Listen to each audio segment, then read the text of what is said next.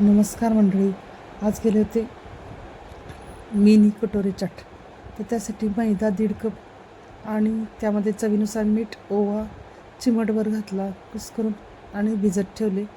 1 तासभर भिजत ठेवल्यानंतर छोटे छोटे गोळे केले आणि असे साच्यामध्ये भरून मस्त असे तेलात तळून काढले. खूप छान असे टेस्टी चाट होतात.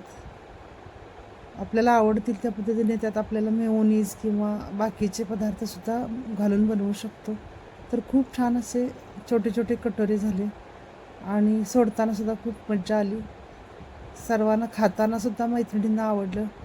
तर खरोखरच व्हिडिओ माझे आवडत असतील तुम्हाला तर व्हिडिओला लाईक सबस्क्राईब करत चला.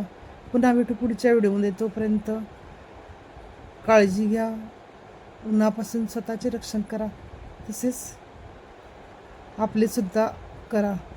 व्हिडिओ माझे खरोखरच आवडत असतील तर व्हिडिओला लाईक सबस्क्राईब नक्की करा.